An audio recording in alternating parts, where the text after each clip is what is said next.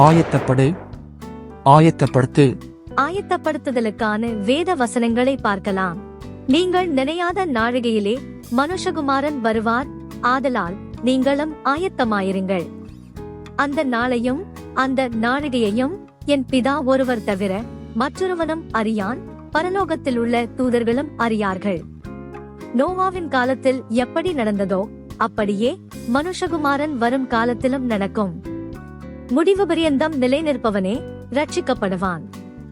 ராஜ்யத்தினுடைய இந்த சுவிசேஷம் பூலோகமெங்குமுள்ள சகல ஜாதிகளுக்கும் சாட்சியாக பிரசங்கிக்கப்படும். அப்போது முடிவு வரும். உங்கள் இருதயங்கள் பெருந்தண்டியினாலும் வெறியினாலும் லௌகீக கவலைகளினாலும் பாரமடையாதபடிக்கும், நீங்கள் நினையாத நேரத்தில் அந்த நாள் உங்கள் மேல் வராதபடிக்கும் எச்சரிக்கையாயிருங்கள். பூமியிலெங்கும் குடியிருக்கிற அனைவர் மேலும் அது ஒரு கண்ணியைப் போல வரும்.